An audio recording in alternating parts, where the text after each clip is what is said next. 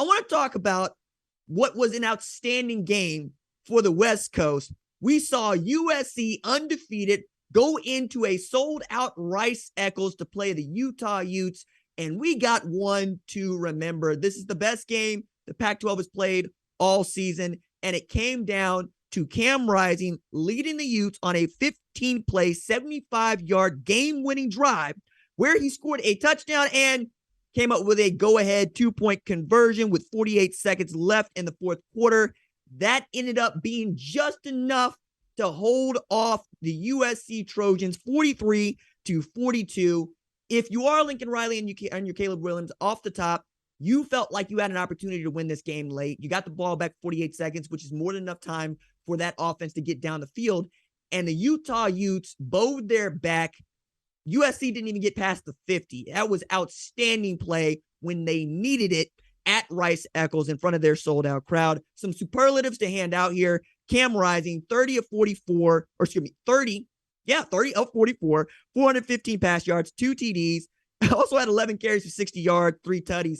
This is a man who had really flashed his ability to run around and make plays last year as the Utah Utes won the Pac-12 championship, but also this year's getting a lot of NFL hype, first-round buzz that I think is warranted with the kind of play that he has displayed through this first half of the season. Tight end Dalton Kincaid answered the bell. He had 16 catches for 234 yards and a TD.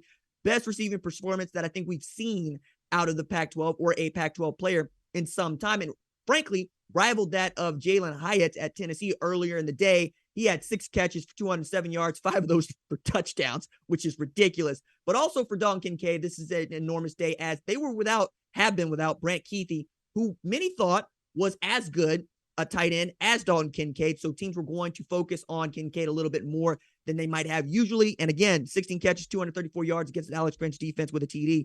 That's pretty outstanding. This also is the first loss for the USC Trojans of the Lincoln Riley era. So there are going to be questions about how the Trojans answer the bell going forward. They still have a lot to play for, and I'm sure Lincoln Riley said this in the post-game press conference because it's within his rights. He and most of the staff had experienced this kind of a loss at this stage in the season at Oklahoma. As a matter of fact, it's one of the things that you can come to count on with them at Oklahoma. They would suffer a loss to somebody that was good, might not be as good, probably would come in October. They would get themselves together, and then they would go on a run in November straight toward a conference championship and perhaps a college football playoff selection. That's still in front of USC. Now, they need some help right now to try to get into the Pac-12 championship, but it feels like that's within their reach as UCLA and Oregon are going to play for week 8.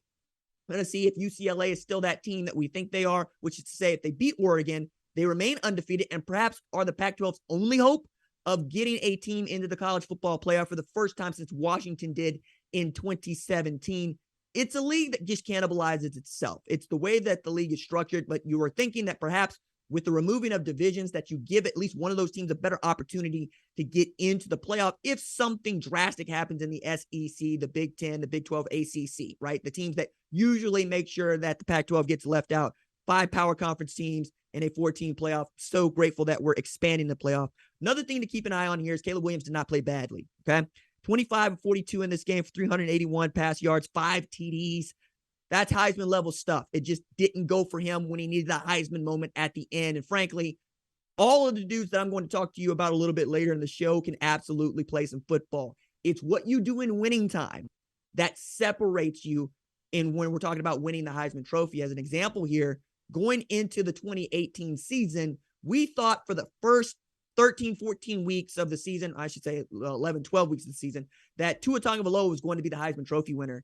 And then in winning time, Kyler Murray pulled out a vintage performance in the Big 12 championship game when Oklahoma needed it most, and he walked away with the Heisman Trophy. That's still there, right? He could still have a Heisman moment, but it would have been nice for him to have it against the Utah Utes, against a sold-out crowd, one that had been circled on the calendar by myself, by Utah Utes fans, and frankly by Caleb Williams, who admitted saying, hey, this is the game for which we were going to be measured. This is also the first ranked opponent that they got to play and on the road. we all want to see what Lincoln Riley might do against the defending Pac-12 champs, and the defending Pac-12 champs answered the bell. Now, there is a question as to whether or not USC is at full strength for most of this game or all of this game, whether or not they could have won it. They lost Eric Gentry, who's their best defender, and Jordan Addison is arguably their best wide receiver, to injuries. We're taping this on Sunday to come out on Monday morning. So if news comes out about Gentry and Addison, know that that's going into our thinking. But as we know right now, Riley was playing coy about what those injuries were and how much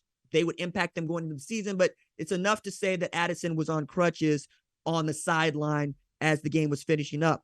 So I mentioned UCLA could be the only undefeated team left if they get past Oregon in Autzen, I might add, in Eugene. And they are their best hope in the Pac-12 to get into the playoff.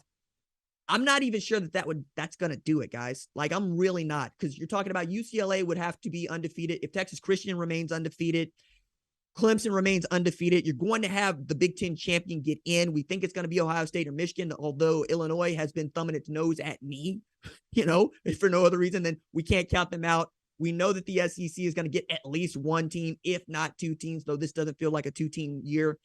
There's a lot to play for. So UCLA can do its job, take care of business, and then we'll see what it looks like by the time the college football playoff selection rankings first come out the first week of November. I believe it's November 1st, which is the same day that I have a book dropping. Yes, that's a book plug for me. Please buy it wherever books are sold. All right. One thing I want to take it out on here is I watched this game after we did our live show, and I watched this game go back and forth, and it felt like USC had opportunities to run away with this game. I mean, they're up 21-7 in a game I thought they were going to blow out Utah in. There's report on the sideline of Kyle Whittingham going up to his defensive line and then the defensive unit and saying, if that's all you got, it's going to be a long night tonight, guys. And he pulled all but like two players and put the backups in for the next series. That's how serious he was about it. And those men answered the bell. And they answered the bell on a night when they needed to, when their hearts were quite literally in their heads and on their sleeves in a sold-out stadium where they are absolutely playing for the memory of their teammates.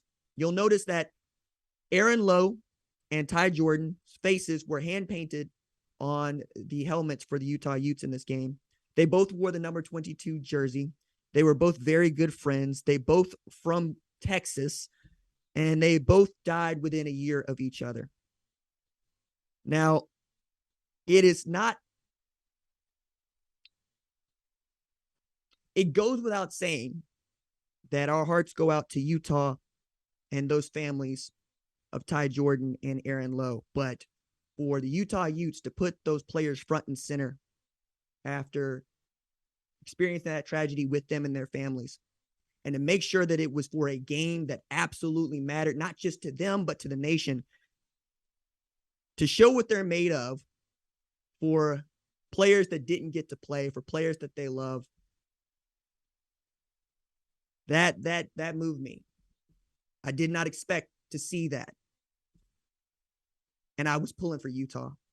I was, and in going down 21-7, I'm going, guys, you got their helmet on. This is their game. And they came through. Cam Rising came through. They got that 2-point conversion. They stood tall defensively. For a couple of men that love playing college football and got to play it at the University of Utah. That's why I love this sport, man. It's why it's better than any other football sport. It's better than the NFL. It's better than high school. You get 5 years to play 4. You get to see men.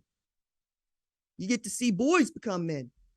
You get to see them get married. You get to see them fall in love. You get to see them get their first jobs. I really, really love this for them, and I love this for us, because there's so much that we can discuss, and we're going to discuss, and we're going to disagree about, but my goodness. Utah. Bravo. Thank you for loving those boys. Thank you for loving their families. Thank you for putting on for us that love this sport. Thank you for watching the #1 college football show. Please remember to subscribe to the channel and like this video so that you don't miss any of the best college football coverage in America.